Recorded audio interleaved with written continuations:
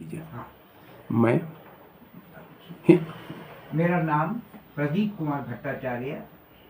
मेरा जन्म दिनांक 10/9/54 धनबाद में हुआ और मेरी शिक्षा भी धनबाद से शुरू हुई और मैं आखिर जाकर शोध कार्य ICFAI रांची यूनिवर्सिटी में किया हूँ।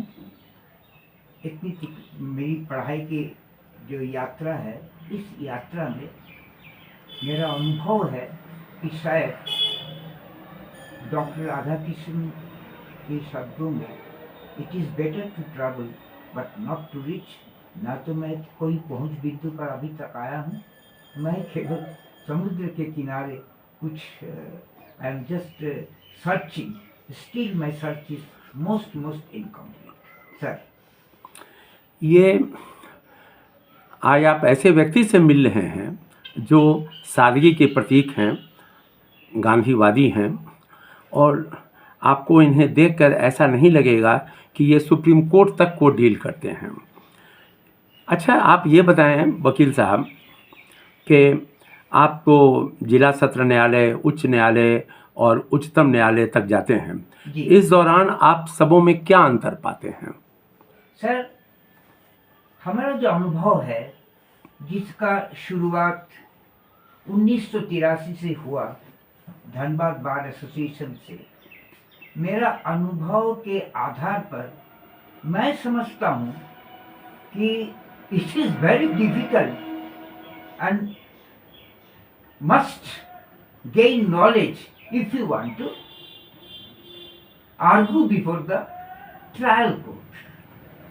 निम्न अदालत से उच्च अदालत में जाने की जो प्रक्रिया और संकाय है, इसमें निम्न अदालत में बहुत शिक्षा की आवश्यकता है, जिसका मूल निचोड़ है, मैं कहूँगा according to me, the main fulcrum is परिश्रम।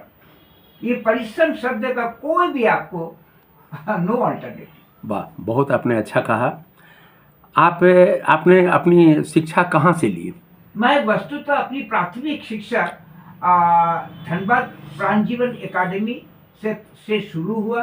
उसके बाद मैं एक ही स्कूल और अंततः मैं जिला स्कूल जगजीवन नगर से अपना जहाँ शुरुआती जो पढ़ाई है कि my schooling was basically started from Dhanbad Pranjivan Academy, then I shifted to HE school and thereafter the last fourth of my basic education in and end at Jagjivan Nagar जिला स्कूल। लॉ की पढ़ाई आपने की जी, उसमें मास्टरी कहाँ से किया?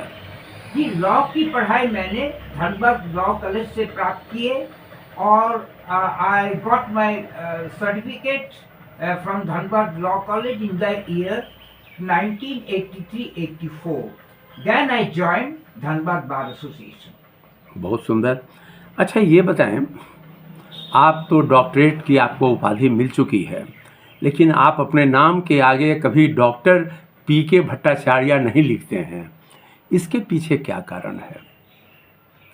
कारण तो नहीं बता सकते, लेकिन हम समझते हैं जीवन में वकालत करना ये बहुत ही कठिन कार्य है कि उपाधि प्राप्त करना।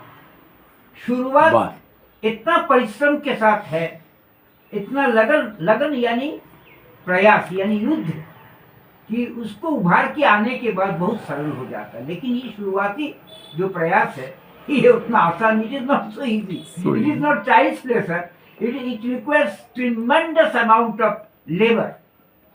अच्छा, but highly respect to the education, love to the profession. बहुत सुंदर। सिविल सूट में इतना बेइंतहा विलंब होता है, यह विषय आपके मस्तिष्क में आया कैसे और इसके निवारण हेतु आपने अपने अनुसंधान में क्या बताया है? इसकी विस्तृत जानकारी हम आम व्यक्तियों को प्रदान करने की कोशिश करें। सर, मैं उदाहरण के तौर पर एक सूट का जिक्र कर रहे हैं जिसका शुरुआत हुआ था 1969 धनबाद कोर्ट से, और मैं अभी उस केस में हाई कोर्ट में बहस कर रहा हूं जो कि सुप्रीम कोर्ट में भी I argued before the Supreme Court and now it is at the stage of execution and the main problem in suit arises at the stage of execution, that is under order 21 rule 1 to 106. many more clauses are there. तो अभी चल रहा है sir.